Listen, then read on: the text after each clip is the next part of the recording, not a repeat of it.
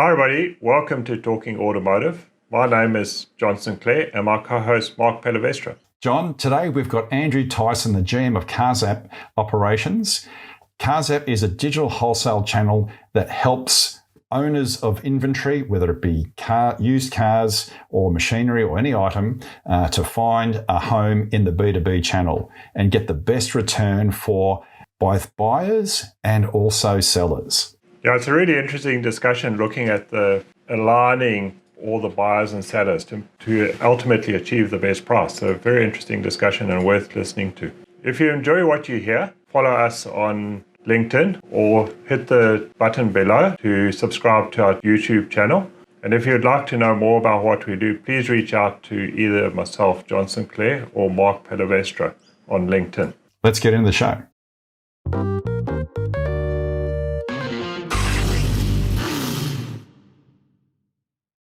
With 30 years' experience in auto logistics and state-of-the-art locations in 5 major Australian cities, Precar Fleet Services is an independent division of Precar Services, offering specialty fleet fit-outs for commercial applications ranging from simple tray and tow bar fitments to fully bespoke service body and accessory installation. With quality-assured safety, compliance and standardisation of vehicle builds, Precar Fleet Services are a premier all-in-one solutions provider for commercial vehicle fleet operators, leasing companies, and original equipment manufacturers. For further information on how Precar Fleet Services can assist in solving your commercial vehicle fit-out needs, please visit precar.com.au and click on the link to Fleet Services. Morning, Andrew. It's great to have you on the show. Thanks for joining us today. It's a real privilege to be able to have an opportunity to talk to you and find out a bit more about CarZapp.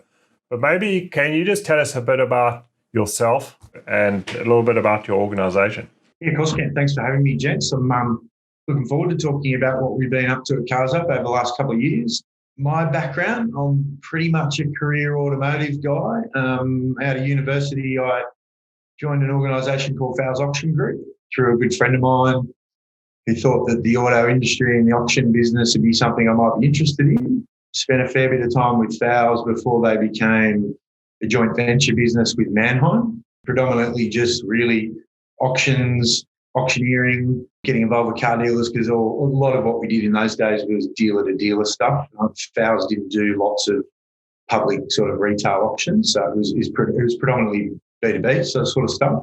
I left there for a couple of years. I went to Toyota Finance. That was sort of 2000-ish, and spent a bit of time there looking after their remarketing of all their finance lease and operating lease assets. So that was back in the day where organisations like Hertz and Avis and Thrifty a little bit all did lots of buyback operating lease product with rental companies, and they did a lot of finance lease product as well. And that really moved me back towards auction businesses again. I went back to Fowles, or what was effectively Mannheim Fowles then by that stage. Really enjoyed auctions. I still do. Car industry and auctions is pretty, they're hand in hand. They've been around for a long time. And then I sort of really wanted to get a little bit more experience outside of just wholesale and auctions. And an opportunity came up at NRMA working with Thrifty and their fleet. And I spent sort of 4 or 5 years with Thrifty running their rental fleet nationally with them and their franchisees and all that sort of stuff. So learn a lot more about fleet and OEM stuff and finance, leasing, all that sort of thing over the years there. And again, that led me back after a period of time towards auctions. And I've been with Pickles since about 2014, I think. Pickles are capital venture partners or effectively now full owners of CarZapp as a technology. And yeah, I moved over from what was effectively a national dealer relationship role with Pickles, really just looking after all their dealer buyers and all the OEM relationships and rollout of franchise dealer auction sort of stuff, which geared me up, I suppose, pretty well for doing CarZapp and launching a digital wholesale business on behalf of Pickles Ventures I think I started about mid-2017 and we launched in 2018 to where we are now, 2021, post or mid-pandemic. That's a good point. Are we post or are we mid? Now, Andrew, question for me is, what is CarZapp and how does it fit in the Pickles business? CarZapp is a digital wholesale channel. I mean, that's probably the simplest answer. It fits in the pickles business. I mean, the business at the moment has been for a while really focused on digitising what we do, our remarketing channels. I use the word remarketing a lot. I mean, it's really just a broad term for publishing, advertising and offering assets into the marketplace. It's really the future for lots of not just automotive or businesses, how quickly you can get assets and your products to market. And we felt we really wanted to have a digital wholesale tool, not just for our customers to have another way to remarket their assets, but also for a way for us to focus on servicing the automotive car dealer, franchise dealer sort of marketplace, which wasn't a big marketplace for us as a business in terms of consigning motor vehicles and that sort of stuff. So it originally sat because Pickles had a venture capital fund that they used to acquire and develop a couple of different businesses. So under Pickles Ventures, we acquired CarZapp. So the technology had already been built. We acquired it off the guys who built the platform. We also developed a startup called Dadium Insights, which is in market at the moment, doing really well. We looked at a telematics company. We looked at one of those. But effectively, it fits in how is our business going to move forward over the next 10 to 15, 20 years and into the future. And we feel digital wholesale is potentially a big part of that. It's really fascinating, Andrew, because we always think of the automotive as the new car side of it. Well, that's how my perception of automotive is what the new car side. But the used car side and that side of the business is 4 times the size of new cars. So when you start to look at that perspective, it's such an important part of automotive is the whole back end. Can you maybe explain to us just how the system works exactly? From a technology standpoint, it's infrastructure-wise, it's a microservice platform at the moment. We're a hybrid platform, so we don't run native apps. We're across both web and app client.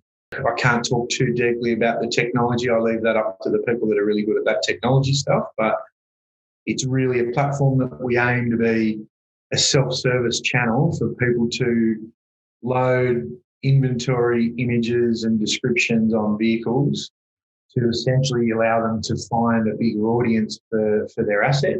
That's really done on a couple of transaction levels for us. So, whilst we do some integrations, we've got some integrations with DMS platforms, Australia UBS, Easy Cars, Titan. Those platforms are able to push your inventory from a vehicle description and detail point of view into CarZapp seamlessly from your DMS, but also allow, CSV uploading and manual uploading we use glasses for vehicle identification purposes. So we just grab their web services and just make it really easy, or as easy as possible, to load inventory.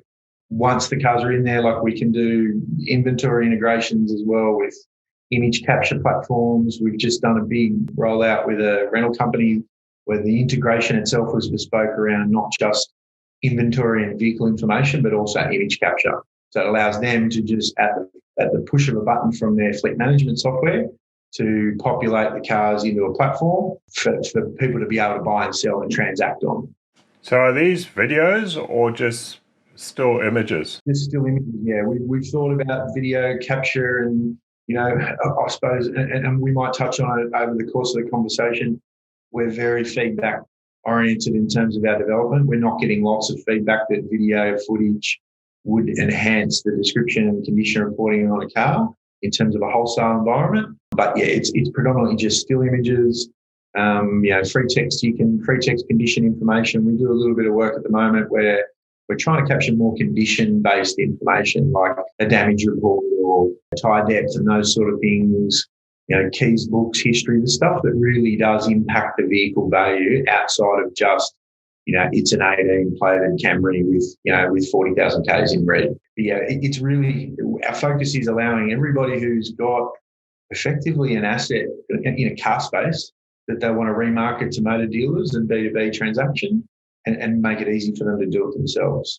So if I'm just thinking of the problem that you're solving with this very innovative product is if I'm a rent-a-car company or a fleet management organisation, I've got inventory. Traditionally, I'd say I've got these cars, but no one would really know the detail of them. So it's seamlessly uploading my information from a, say, CSV file up into CarZapp, and you use the glasses information to populate exactly the spec of the car. So the year model, because with all model years, manufacturers are great at changing model years halfway through a year or 3 times through the year. And the complexity is a nightmare. And I really feel for used car valuers when they try to work out what is this car? There's the whole conversation around red book versus glasses and the vehicle identification skill sets, and registration plates can now be used pretty easily and seamlessly to get a full identification of a vehicle as well. So the data's out there. It's just how you access it, really. So it's pulling it all together. So I can then get these cars onto the platform, and on that platform, you've got buyers for that car, for my cars potentially. Yeah, that's where we've got. So we've had a couple of years. So we've been pretty diligent about building our user base, which is effectively, essentially as a user on CarZapp, you could buy or sell. It's not really defined whether you're one or the other, because essentially that's the service. I mean, if you're on there and you've got a car, you can sell it. It's not really defined as to who's more important as a bigger or smaller seller. We've got over 850 registered users on the platform. So we feel absolutely we've got quite an engaged buyer base. The transaction model, I probably should have touched on that a little bit. We've focused on tender format. So tender is, I think if you check, the Boffins can check on me after this. I think tender is an older format than auction in some way. I think that's partly how auction was generated over time. But tender is a really good, clean, transparent way to transact on in a competitive environment. So we allow people to create tenders of as many cars as they like across multiple locations, potentially across multiple organisations. And outside of that, the cars are visible in a marketplace where you could transact on a buy now level. If someone missed the car for a certain price, you can just buy it based on the price, or you can make an offer. So this is only for, so the problem is it's for B2Bs that you're solving. So this isn't for a retail person to come to the site to look at the cars. It's for a business to transact with another business. I've got cars that I need to sell. So I could be a dealer with cars I want to wholesale off. I could use your service. And if I'm a rent-a-car company with cars to sell, I can use your service. The flip side is I'm a dealer needing inventory, and everyone needs inventory right now. So I'm guessing a lot of people are using your service to find cars. So I go to your site and I can tender for a number of cars. And if I win the tender, I get them. If I don't, so be it. I just keep tendering for more stock. Yeah. And to answer your question in some sense, what problem do we solve? I look at it a little bit differently in that, yes, we solve a problem, but only in that there wasn't a digital platform in a wholesale marketplace that's available to motor dealers in Australia. It's really enhancing existing models. And it's a bit of a cliche word, but we supercharge your ability to broaden your audience of buyers. Traditionally wholesale environments in Australia, not just car dealers, but rental companies, leasing companies that do their own remarketing via tenders and just direct wholesale to their existing clients. There's never really been a super laser focus on, why can't I approach 150 dealers nationwide? Why do I have to be localised? Why can't I make that car available to everybody in a competitive space? That's a way I look at it. I think it's less about solving the problem and more about improving your business and your profitability by expanding your audience. Any buying market is all about how many buyers can I reach at any given time. And cars are no different. It's just metal and rubber, where I want to find every buyer who's in the marketplace for my car. And we allow users and sellers in that scenario, and buyers by the same token, because we're introducing cars that they haven't seen before and haven't had access to directly, and that really enhances their ability to find more cars to buy and find more buyers to sell to. And that seems to be our real benefit when we talk to our existing customers and we're pitching new customers. It's how many people do you touch now? And we're really confident that we can make an amazing difference to that audience for them. So, Andrew, who should, I know we've mentioned some of the customer groups that you deal with, but who should be using your system? anyone who's got a motor vehicle as an asset to sell, and anybody who's trying to buy a car, whether that's the $500, $2,000 trade-in from a franchise or non-franchise dealer, all the way to a rental and a leasing company that's remarketing a large volume of assets. Again, if I touch on what I said earlier in terms of our infrastructure and the technology that CarZapp is, there's absolutely no reason that we couldn't give our platform to a truck organisation or a business that just wants to use a tender platform and sell whatever they have. It could be paper widgets, for you want of a better term. Our microservice, like we can be multi-tenanted. It's about giving you a digital tool that allows you to do a transaction and find more buyers. So as long as you're a registered organisation, then you can. So you can't be a private individual. No, we're not B2C at any level at the moment. It's not a big focus for us. I suppose the retail market's a pretty big animal. There's lots of technology out there and people have been doing it for a long time. Our focus is solving for the motor vehicle wholesale industry and really trying to focus on connecting the seller with the buyer faster in an environment that's certainly a little bit more competitive and a lot more seamless than what they do now. Andrew, can you get some feedback from your existing users? What has the experience been, given that you've got 850 users now? What sort of comments and feedback are you getting back from these guys? It's a good one. I mean, we chase feedback regularly. You know, it's a terminology I use in virtually every conversation I have with our users and our sellers and buyers. As a wholesale industry, I mean, there's been a real trend in retail, for example, towards digital and an online experience for a customer and all that sort of thing. But I think over the years, the wholesale part of the automotive industry, they've never really been super fast adopters. And part of that has been it's really difficult to get feedback from them around what is it that is going to help you achieve a better result or have a better experience. And I think that the ingrained negativity is probably too strong a word, but within wholesale, there's a real challenge around, is our business, for example, or some of our competitors' businesses or people coming into the automotive space offering a solution to something. It's seen as a challenge rather than something to adopt and really get involved in. And I think inherent in that is it's difficult to source feedback because people see it as a bit of a challenge to their role or their industry, and they're not really forthcoming with how can I improve that product and that service that I'm being offered, and potentially, the negativity around is that something that's going to be beneficial for me longer term, I think inhibits their ability to share and give feedback. But feedback for us it's the main driver in what we're doing from a development point of view. We're a constantly developing platform. So if this helps answer the question, where we do fortnightly sprints, we're doing a release every month. So we've effectively changed our platform with either an improvement or a performance tweak or a feature change every month for the last, since we did a rebuild in 2019 and ongoing. There is always something we're trying to change on our platform. Really simple stuff to, bigger picture items. The most recent example is, one of the things that we found with tender and as a seller, the blind format of our tender where effectively no one can see any sort of information that helps them guide towards a price or potentially towards competition or who's doing what. We found that our sellers felt that there wasn't a level of confidence because they couldn't see anything. All they did was essentially put their cars up there and start a tender.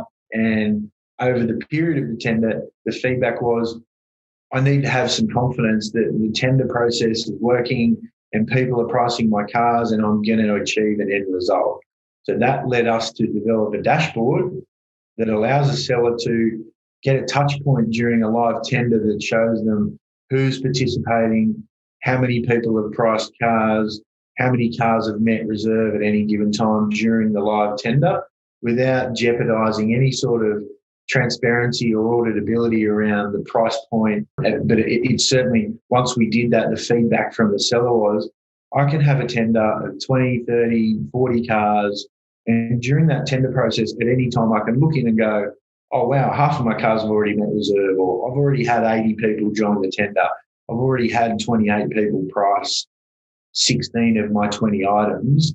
And it gives them confidence that their audience is active and engaged. And that was a really big plus for them to generate confidence in using a tool like ours that is so far different from their traditional transaction format. And from the buyer's perspective, what sort of feedback are you getting from the buyers? I look at ranges. I mean, again, it's really hard to get feedback. Overarchingly, most of the feedback we get from buyers is positive. Anything from we're an easy platform to use, descriptions are enough for me to be able to transact and have confidence in putting a price on a car. And the one we really like is we get quite a bit of feedback from buyers where they love that they've got access to a car that traditionally they just didn't have access to. Whether that's because it was a geographical boundary. I love being able to look at 40 cars a week in Adelaide that I could never get my hands on previously, or potentially I could via another avenue that was a wholesale or a go-between that didn't allow me to control my input in purchasing that asset. We don't. I know it might sound a little bit pitchy, but we don't get lots of negative feedback. But again, that negative feedback is generally around how do I utilise the platform? How better can I use it? It's a pretty simple platform. We try not to make it too fancy. I think if we have this conversation in 2 years' time, I feel like our platform would perform and behave very differently to the way it does now, because our driver is what are our users doing and how is that helping them buy and sell a car and get a better return both as a buyer and a seller. Andrew, in terms of the transactions, do the buyer and seller transact directly with each other when they finalise the deal? Or do they pay you and you pay the seller? At the moment, the transaction is between buyer and seller. We're effectively, I don't like to refer to it as an aggregator, but we're a transaction facilitator at the moment. In the same way car sales generate a lead for you, we're essentially introducing buyers to you that complete a transaction, but you finalise invoice and payment offline. Our development roadmap, though, absolutely is a plan to transact for both buyer and seller in terms of exchange funds, deduct sale proceeds, look at offering other services. There's a lot in terms of how we see the platform operating over the years, because that's just a simple addition to a service of I've now found more buyers, I'm now achieving a better result. What other efficiency can a platform offer me that improves my wholesale process as a business? And they can. I mean, it answers as well, John. Like, we're super transparent. So as a seller and a buyer, I can see exactly who I'm operating and communicating with. I can either in the application itself, or if you're using a web client, I can email the seller or the buyer. I can SMS them. I can live chat them. Our view in terms of how it should operate is there's no reason to hide anyone or anything in terms of completing that transaction. As a buyer, I want to know, am I buying off John Sinclair or am I buying off a guy I don't know? What business is he from? Where is he at the moment? Can I communicate with him and he comes back to me straight away? They're all inherent parts of the transaction, especially when you're dealing with, call it high value assets. Cars are generally speaking a high value asset. We allow the users to completely interact with each other. And then you just take a fee for the transaction. Correct. Our model initially was a subscription-based business, but I think as a subscription-based business, you've really got to add value for that subscription too at some point. So we very quickly moved away from subscription and transaction fee to just a transaction-based business. So to access our market and participate in our marketplace is at no cost to a user. But once you do finalise a transaction, then we charge the buyer and the seller a $77 fee, including GST. And in terms of the future, Andrew, where do you see the future of used cars? What's your vision of what's going to happen going forward? Now, that's a big question. I think the last 2 years particularly has seen a really big change in the industry itself view on how are we going to transact on our cars with both retail customers and wholesale customers alike. I see a future where I don't see wholesale any different to a retail transaction and a consumer transaction in that the buyer should be treated and the seller should be treating the buyer in the same way I want to find you as soon as you're available to buy my asset, and I want you to be able to transact with me very easily in an environment that everybody can see and utilise at any given time. I think there'll be a trend over time, and it's an interesting one. It's probably part of Pickle's longer term view, and I'm sure some of our business competitors in the Australian marketplace, in that there's a big chunk of wholesalers out there in the automotive industry that are go-betweens of a buyer and a seller. And they form a really useful tool in the industry. There's some really good operators in the wholesale space, but in some base ways, those guys are getting in the way of direct transactions and potential margins and bottom line. And in an industry where our margins aren't getting bigger in any stretch, you touched on it earlier in that used cars are a big part of the car industry. I mean, lots of people focus on new cars as a brand and as someone looking out into the industry. It's all about new cars. But the high volume transactions, the margins, the customer journeys often start with a used car, and a used car operation within an automotive business is a big profit generator for a business. And anywhere that I think our industry leans towards improving margin for buyer and seller, I think is a good thing. And that goes for buyer and seller. If I was a buyer of a car, I want to be able to talk directly to the person I'm going to do a transaction with, and therefore improve my ability to purchase that asset and give myself an opportunity to then retail and make a margin out of it. And how do interested parties reach you to take this further? Because right now, this business is screaming out, the industry is screaming out for used cars. How do they get a hold of you? Because your platform is a mechanism for them to open up a lot of inventory and then have a tender process to secure it. So how do people get in contact with you? Look, if most people that would know me in the industry, I'm not a hard person to get hold of. We're a newish business. We've got very good support. So there's really just myself driving our sales, business development.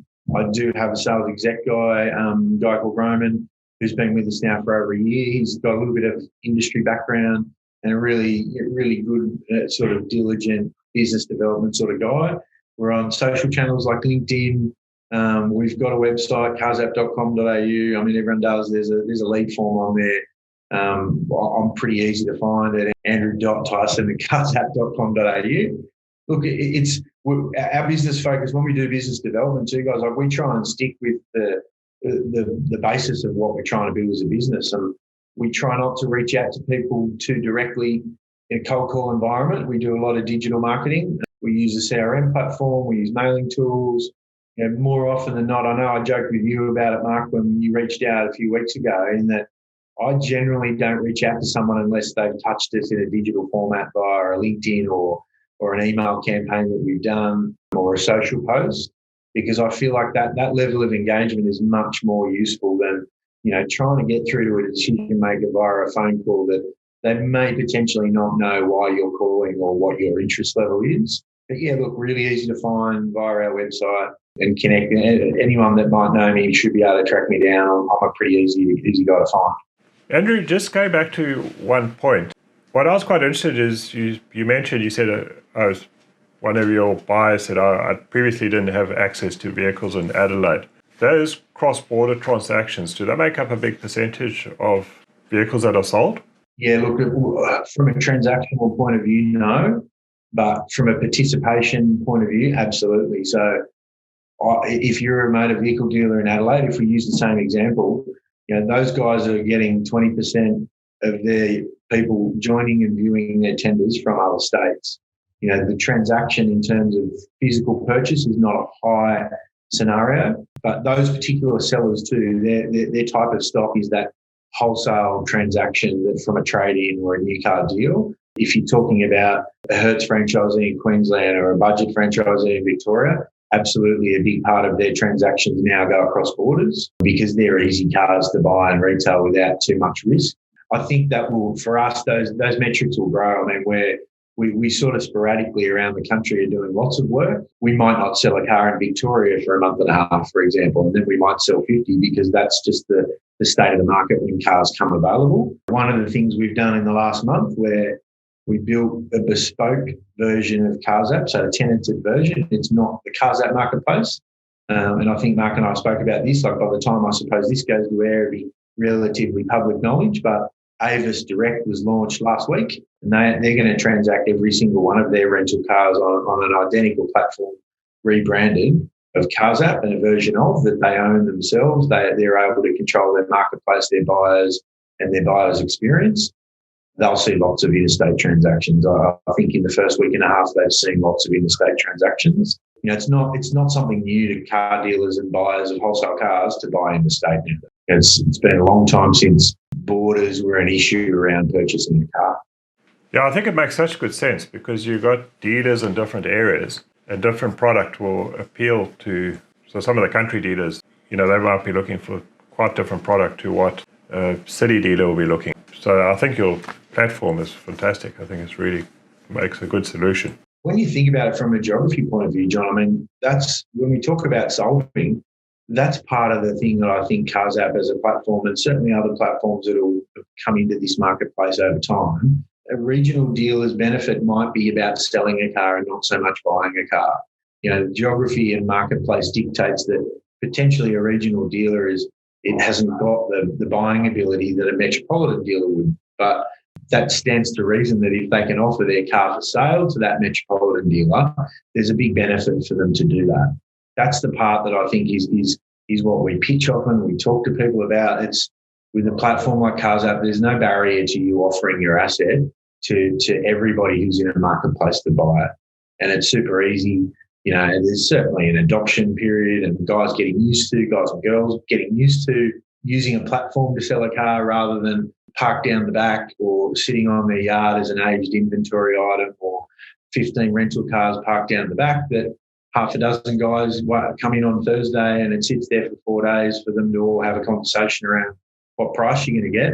You know, we've had plenty of transactions where cars are bought and sold and listed all within 10 minutes and they get amazing returns because with an engaged base of buyers, it's a really simple process. Andrew, anything else you want to add at this stage? I think it's been really interesting discussion. So thanks very much for sharing the information with us. Well, I suppose for me, one of the things that I think I'd like to get out and sort of communicate and socialise with people is a platform, and particularly us, our culture and our view on CarZapp is we want to help in our world, if every car dealer was on CarZapp offering every car they had, everyone's in a better space. It's as simple as that.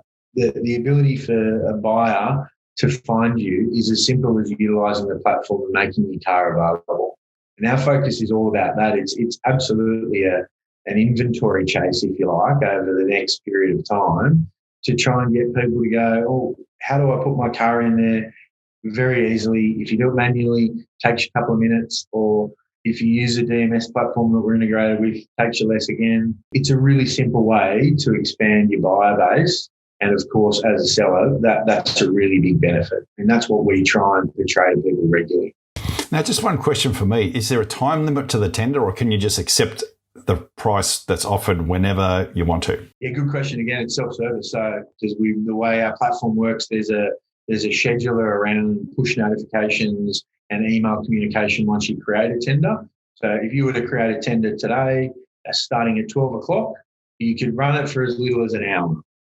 Or you could run it for 5 days. It's absolutely up to you. And what we've seen in terms of user behaviour tends to be around 24 hours to 48 hours that a tender runs for. And when I say runs, that once the tender's open and closed, that's when you can enter your price and submit your tender. Often we have, most of our users are loading their inventory, takes them a day potentially, or they might do it over a 2-day period as cars come off from a new car deal and return or whatever it is. And those cars will be visible for a day, and then a tender starts the next day, so you can then submit offers and then closes for offers at the end. And it's still driven by reserve pricing, that you do set a minimum price that you would accept as a tender, and any car that reaches or exceeds the reserve price just automates the transaction. So in a perfect world, you run your tender for 24 hours, 48 hours, whatever it is. At the end of the tender, all the cars have just met reserve. It sends out all the email notifications and the push notifications to say, you got this car, you got that car. We provide all the information, not just about the vehicle, but also the organisation that are the purchaser. So that if they're a new customer, we give you all the information to create them as a debtor and an account person in your business very easily. You can have separate roles. So not just the bloke who buys and sells cars, or girl, sorry, bloke or girl who buys and sells cars. You can have a role where just as a communicator, they get all that information so they can then finalise the transaction. So again, it's just communicating the info you need to complete the transaction. So you're not just restricted to the individual who processes and uses CarZapp has to then disseminate the information for the transactions at the end. We've got roles where that information is communicated directly. Okay. And as far as the tender is concerned, if the reserve's, say, 10 grand for this car, and I've tendered 11 grand because I'm prepared to pay 11 grand for it, do I pay 11 grand or do I pay the 10 grand and whatever, like it's my maximum bid, but it's not my full tender price? How does that work? You pay the final winning price. So my tender price, it'll be 11 grand. It'll be 11 grand, yeah. It's not a bid process, it's a tender. So in a very true format, I call it a blind tender. The car's offered the best price that meets or exceeds reserve is the winner of the car. And no one knows whether, if you were 11 grand mark, whether everybody else was 9 grand and how far away or close you are. I think that's one of the competitive advantages of a blind tender. Yeah, we don't indicate anything other than the car's in a tender and you make your offer and you won't know whether you're successful or not till the close of the tender. No, I was just wanting to ask, so you don't have to do by tender. You could just put cars on and say, that's my reserve. And if you get offered the above reserve, you can sell them. The marketplace works so if you don't use tender as a transaction, because they're the two that we have is the marketplace. So if you you can list your car and put a price on it, or you can put no price. It's just listed with no price. As a seller, what we allow that transaction format to do is, and this is probably something worth touching on, is all the users in the platform as a buyer are visible. So in the same way social media allows you to connect with users, we allow sellers to connect with a buyer. So within the platform, you could go and connect with the 700 plus users that are buyers. And when you load your inventory, we give you the ability to, using push notification and email, send those buyers a request for you to give them a price. It's proactively allowing them, not just passively listed in a marketplace and hope someone finds your car. We give you the ability to connect with the actual buyers and then send them a notification to say, hey, I've got this car, can you give me a price? And again, that's powerful in that with an engaged network of buyers, when you build your audience and you've got people regularly looking at your items, it gives you the ability to proactively ask the question, which you would do in a normal marketplace now without a digital wholesale concept. A wholesaler gets their car, rings half a dozen guys and says, mate, I've got this car, what's it worth to you? And they have a I call it analog, it's probably a bad description, but they have a conversation back and forth with 5 or 6 people and end up with a price that they're happy with, and then they do a transaction. We try to replicate that same process with a digital swing in that you just send them a request, they come back and make an offer, you're able to counter that offer, they're able to accept or reject your counter offer and then start again. And each of the offers are an individual negotiation. So as a seller, you may get 10 offers on a car. It gives you the ability to have 10 individual negotiations on each one in the same way that you would do it now via your phone or a conversation in person when they attend your dealership. Mark, would you like to do a summary? So, Andrew, just summarising what you've covered off here. So you're a car guy. You've been in the auction business for pretty much most of your life in some form of remarketing. You spent some time with a finance company, with Toyota, and also in the car rental space. But really, your heart and soul and your passion that you share with us is that you're a car guy and you love moving metal. But I think the interesting thing here is when you articulated what is CarZapp and really what problem are you solving, it's getting a car or getting how do you get a car or the owner of the car and the buyer of the car to have a better return. So a good return for the buyer is that you actually reach more buyers. They can actually get stock, whereas the traditional model is, you mentioned before, a handful of wholesale phone calls and that's it, whereas suddenly one car, instead of being wholesaled to 5 or 6 people, is now wholesaled to 850 users that you've got. So it opens up the opportunities to so many more people. And you talked before about that when you've got that problem car, say in a rural town that is traded in. What do I do with this thing? I can put it on CarZapp and a Metro dealer can find it quickly and say, hey, I've got a buyer for that. Here's my tender price. I can put it up as a price as is, or I can leave it as an open tender, and I could get dealers from all over the country tendering for that, and then getting the best price for me and also getting the best price for them. So I think that's a really powerful tool. And the fact is I can have multiple cars. So if I'm a leasing company, or if I'm a fleet operator, or if even I'm a machinery operator or a machinery dealer, I can put these assets up for wholesale tender on your platform and reach so many different users. And then it opens up those users to get inventory that they would never have known about. And I really think that's a really powerful point of difference with what you're doing here, because that wholesale space, as I say, hasn't really been catered for very well. The government have done a great job in auctions and obviously using your organisation with Pickles to auction cars off. But this is that next level of B2B and basically socializing the wholesale's inventory to more and more businesses so everybody can get a better result. So I think that's very powerful. And when you look at it, the cost of it's a transactional fee. So you don't have to pay to subscribe. You just have to pay a fee for service. So if you sell a car, then you pay. Otherwise, you're not paying the subscription fee for that listing. So you're getting more and more inventory on the site. The more inventory, the more users, the better value it is for everyone. And it was interesting the feedback that you're getting, because you are a disruptor to the traditional wholesale model. And I could see why some of the wholesalers who would have been selective in the past about making those 5 or 6 or maybe even only 2 phone calls, the whole element of favoritism. So if I'm wholesaling cars, am I getting the best price? I would like to think so, but maybe not, because the wholesaler may not be aware, the wholesaler I'm using may not be aware that there's actually someone out at Narracourt that really wants my cruiser at a higher price. So this is where your system, I can see why there's some resistance from some of the traditional wholesalers. But if I'm an owner of the inventory, this is fantastic. And it's great that you're always getting feedback from the users and modifying your platform. So you're adapting it so that your focus is on that user experience. So makes a lot of sense from what you just outlined, why more people should use a service, whether you're a owner or whether you're a dealer. It's that whole B2B, best value for each individual. And right now, how can I get stock? Because that's the hardest thing and will be quite tight for quite some time. Yeah, Andrew, thanks very much. I've really enjoyed the conversation this morning. To me, I think this is where everything's going, and it's fascinating. From where it used to be and the way they used to sell cars to where you're going now, it's really great. So thanks very much for coming on the show. It's been really good chatting to you guys. I mean, hopefully my passion, if you like, I mean, I don't classify myself as much as a car guy as I'm a sales guy. Like I'm really excited about what technology that we offer, particularly CarZapp, to the marketplace can do for all the people I've dealt with in 20 years or so of the industry. That's the part that gets me excited. I really enjoy giving people an opportunity, chatting with anybody about what CarZapp is. The reality is, like Mark said, there is a level of disruption, if you like, about what we're doing.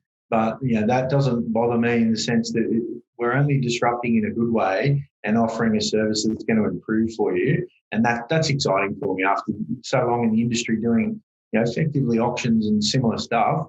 This is just the next level of what everyone's going to be doing over the next 10 or 20 years, which is really exciting. Not just for me, but for everybody.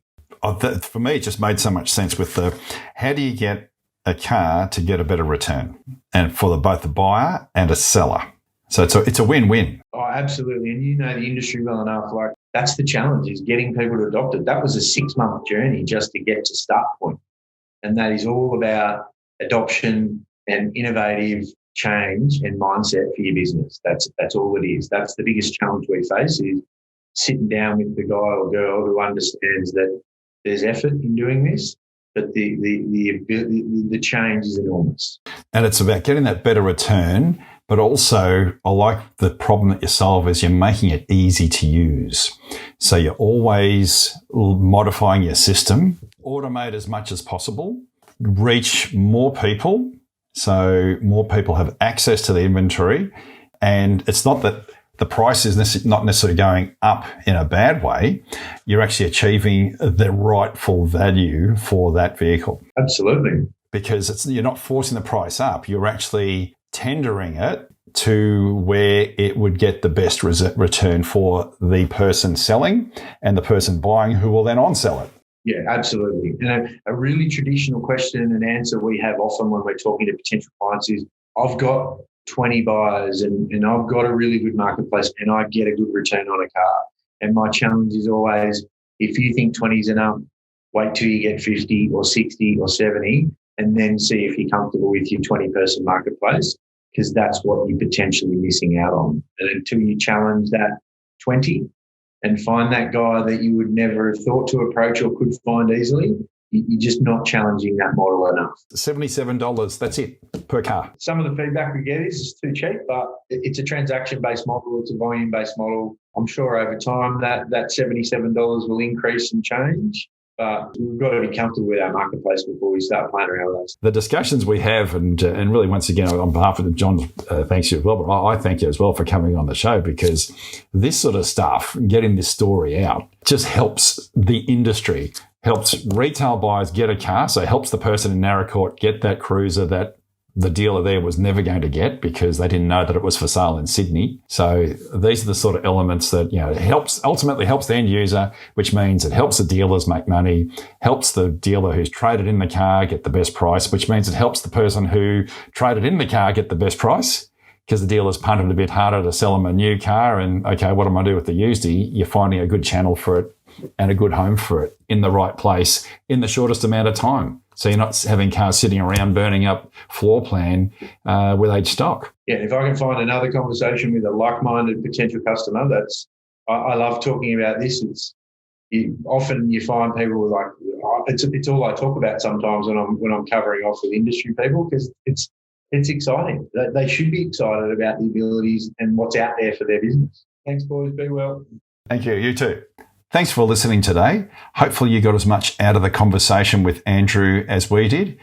Very much a new disruptor in the B2B space from an automotive used car perspective, and really solving some good solutions for owners, dealers, and customers. So ultimately you're getting a good price for your seller, a good price for your buyer, and a good price for the end user, because all of it lines up. And access to stock right now is gold. If you'd like to know more about today's episode, please reach out to either John Sinclair or myself, Mark Pallavestra, on LinkedIn.